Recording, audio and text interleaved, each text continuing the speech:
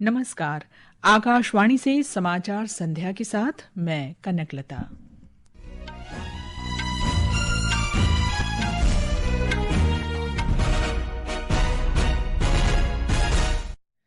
केंद्रीय मंत्रिमंडल ने स्वच्छ ऊर्जा और ग्रामीण अर्थव्यवस्था को बढ़ावा देने के लिए गोबर्धन योजना को मंजूरी दी। असम में गुवाहाटी और तेजपुर के बीच 4 लेन की राजमार्ग परियोजना को भी स्वीकृति। लोकसभा ने अर्थव्यवस्था को मजबूत करने और विदेशी निवेश को बढ़ावा देने के लिए कर राहत उपायों से संबंधित विधेयक पारित किया। प्रधानमंत्री नरेंद्र मोदी और इजरायल के प्रधानमंत्री बेंजामिन नेतन्याहू ने द्विपक्षीय संबंधों को और बढ़ाने की प्रतिबद्धता दोहराई। मध्यम दूरी की अग्नि 4 बैलिस्टिक मिसाइल का ओडिशा में सफल परीक्षण। केंद्र ने विमानन टरबाइन ईंधन में इथेनॉल मिलाने के दावों को खारिज किया। झारखंड और केरल में भर्ती परीक्षा संबंधी मुद्दों को लेकर छात्रों का विरोध प्रदर्शन तेज हुआ। और तन्वी शर्मा, अश्मिता चालिहा और रक्षिता रामराज कोरिया मास्टर्स बैडमिंटन में महिला सिंगल्स क्वार्टर फाइनल में पहुंची। अब समाचार विस्तार से। केंद्रीय मंत्रिमंडल ने आज 23,731 करोड़ रुपए के कुल परिव्यय के साथ राष्ट्रीय चक्रीय जैव ऊर्जा योजना गोबर्धन को मंजूरी दे दी है। मंत्रिमंडल की बैठक के बाद सूचना और प्रसारण मंत्री अश्विनी वैष्णव ने कहा कि ये योजना देश की स्वच्छ ऊर्जा यात्रा में एक महत्वपूर्ण पड़ाव है। उन्होंने कहा कि योजना का उद्देश्य बड़े पैमाने पर निजी निवेश को आकर्षित करना और रोजगार सृजित करना है। कंप्रेस्ड बायोगैस सीबीजी इसका प्रोडक्शन एक डेकेड के अंदर 10 गुना बढ़ाने का टारगेट, करीब 5 MMSCMD प्रोडक्शन के लेवल तक पहुंचाने का इसमें टारगेट लिया गया है। अगर इसको हम एनवायरमेंटल पॉइंट से देखें तो this will save about 40 million tons of carbon dioxide emission. करीब 75,000 करोड़ रुपीस नेशनल जीडीपी को ऐड होगा और about 1.5 lakh jobs will be created by this programme. आर्थिक मामलों की मंत्रिमंडल समिति ने असम में राष्ट्रीय राजमार्ग 15 के साथ गुवाहाटी के पास बैहारा चारियाली से तेजपुर तक 135 किलोमीटर से अधिक लंबे 4 लेन वाले राजमार्ग के निर्माण को भी मंजूरी दी है। श्री वैष्णव ने बताया कि परियोजना से यात्रा समय घटकर आधा हो जाएगा। आज का दूसरा बड़ा फैसला है, आसाम में एक हाईवे पे बहुत इंपॉर्टेंट प्रोजेक्ट है। यह है बायता चेरियाली, यानी गुवाहाटी से जस्ट बाहर निकलने के बाद में वहां से लेके तेजपुर तक। ये 4 लेन हाईवे 135 किलोमीटर का है और करीब 8,970 करोड़ रुपीस का इसमें इन्वेस्टमेंट आएगा। आगे जाके ब्रह्मपुत्र टनल को भी ये जोड़ेगा। प्रधानमंत्री नरेंद्र मोदी ने कहा है कि गोबर्धन योजना को मंत्रिमंडल की मंजूरी स्वच्छ ऊर्जा, ग्रामीण समृद्धि और आत्मनिर्भर राष्ट्र बनने की दिशा में एक महत्वपूर्ण कदम है। श्री मोदी ने कहा कि ये योजना कंप्रेस्ड बायोगैस को बढ़ावा देगी। उन्होंने कहा कि इस योजना से निवेश और नवाचार के लिए एक मजबूत और स्थिर इकोसिस्टम तैयार होगा। किसानों, सहकारी समितियों, लघु और मध्यम उद्यमों, महिला उद्यमियों तथा ग्रामीण उद्यमों को इसका लाभ मिलेगा। लोकसभा में कराधान और अन्य कानून संशोधन विधेयक 2026 पारित हो गया है।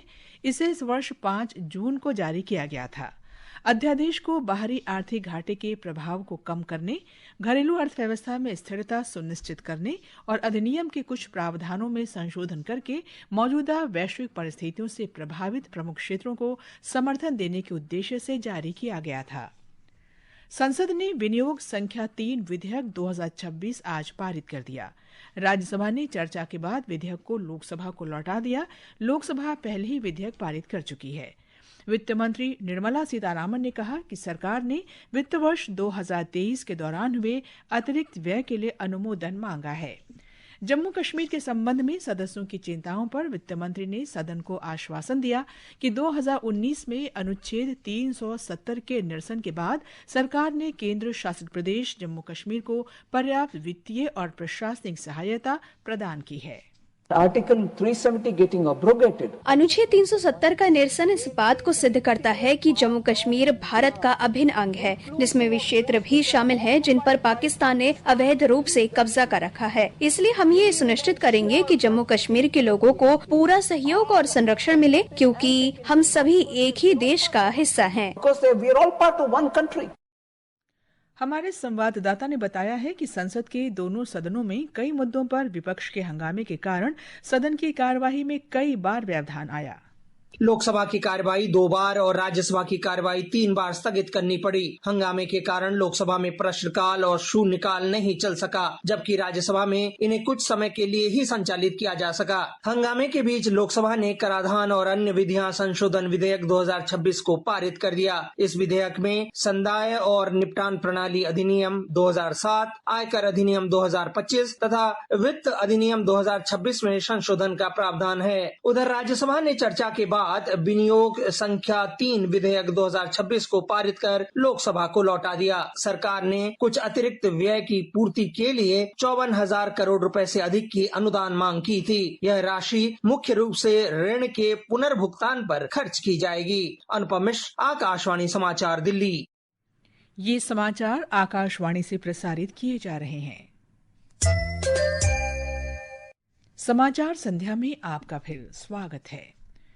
प्रधानमंत्री नरेंद्र मोदी और इजरायल के प्रधानमंत्री बेन्यामिन नेतन्याहू ने आज फोन पर बातचीत की।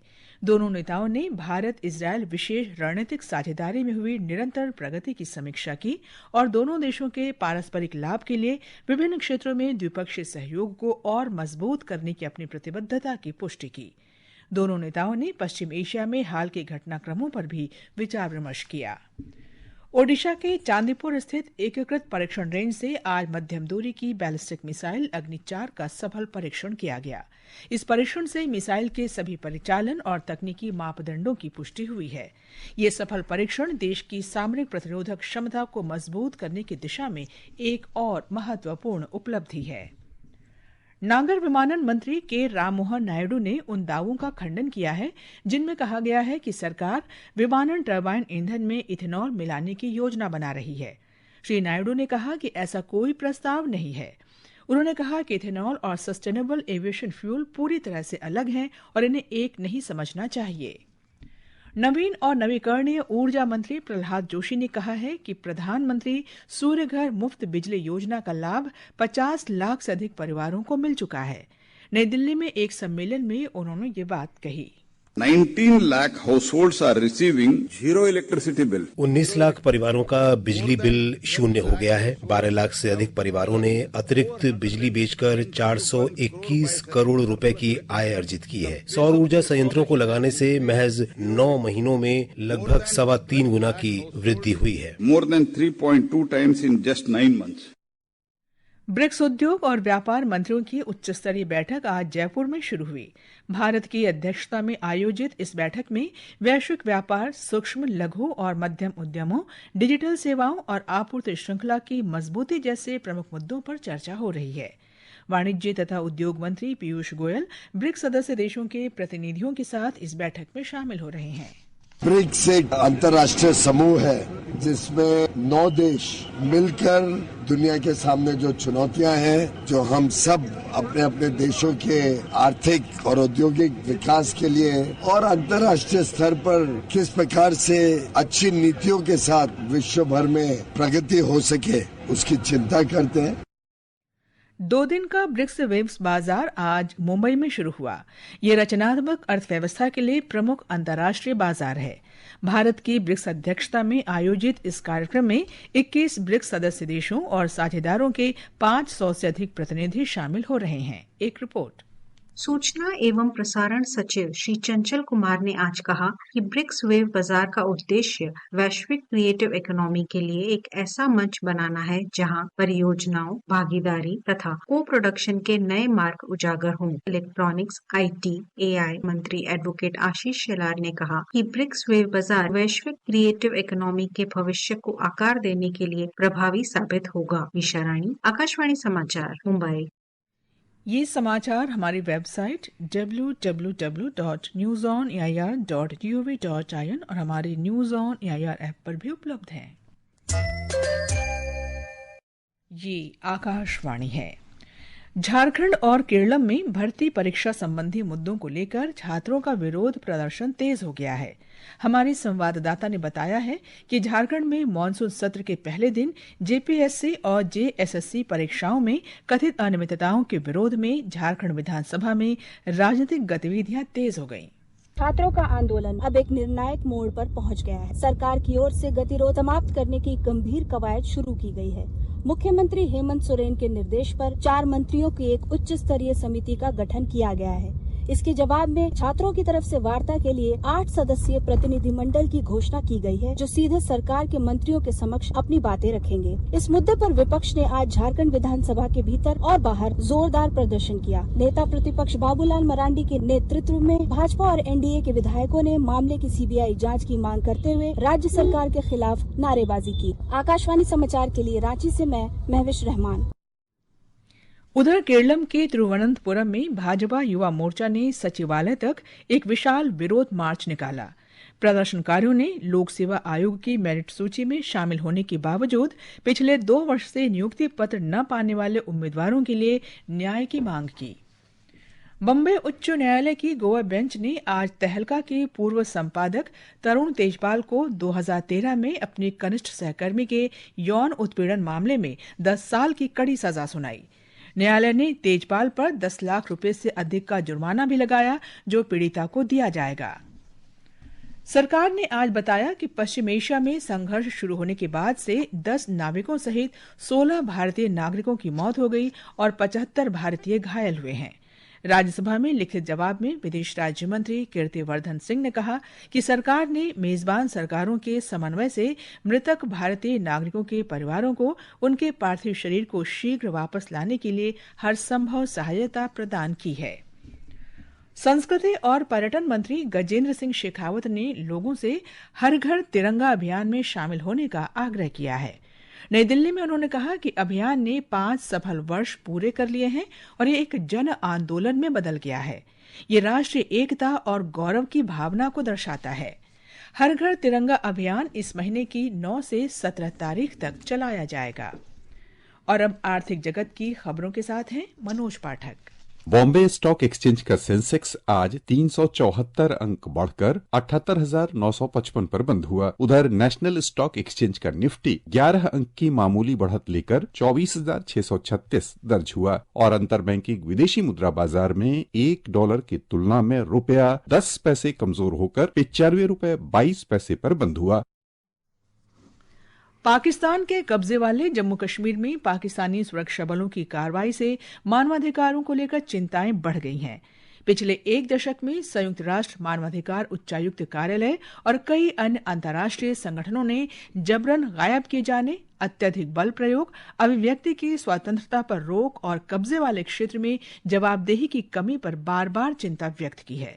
27 जुलाई को पीओजेके में तथाकथित विधायी चुनावों के पहले दिन रावलकोट में हिंसक झड़प हुई। कोरिया मास्टर्स बैडमिंटन में तन्वी शर्मा, अश्मिता चालिहा और रक्षिता रामराज ने महिला सिंगल्स के क्वार्टर फाइनल में जगह बना ली है। पुरुष डबल्स में पृथ्वी कृष्णामूर्ति रॉय और कृष्णा प्रसाद गरागा की जोड़ी ने क्वार्टर फाइनल में प्रवेश कर लिया। प्री क्वार्टर फाइनल में तन्वी ने श्रेयांशी वलिशेट्टी को हराया। अंत में मुख्य समाचार एक बार फिर। केंद्रीय मंत्रिमंडल ने स्वच्छ ऊर्जा और ग्रामीण अर्थव्यवस्था को बढ़ावा देने के लिए गोबर्धन योजना को मंजूरी दी। असम में गुवाहाटी और तेजपुर के बीच 4 लेन की राजमार्ग परियोजना को भी स्वीकृति। लोकसभा ने अर्थव्यवस्था को मजबूत करने के लिए और विदेशी निवेश को बढ़ावा देने के लिए कर राहत उपायों से संबंधित विधेयक पारित किया। प्रधानमंत्री नरेंद्र मोदी और इजरायल के प्रधानमंत्री बेन्यामिन नेतन्याहू ने द्विपक्षीय संबंधों को और बढ़ाने की प्रतिबद्धता दोहराई। मध्यम दूरी की अग्नि 4 बैलिस्टिक मिसाइल का ओडिशा में सफल परीक्षण। केंद्र ने विमानन टरबाइन ईंधन में इथेनॉल मिलाने के दावों को खारिज किया। झारखंड और केरल में भर्ती परीक्षा संबंधी मुद्दों को लेकर छात्रों का विरोध प्रदर्शन तेज हुआ और तन्वी शर्मा, अश्मिता चालिहा और रक्षिता रामराज कोरिया मास्टर्स बैडमिंटन में महिला सिंगल्स क्वार्टर फाइनल में पहुंची। इसके साथ ही समाचार संध्या का ये अंक समाप्त हुआ। नमस्कार।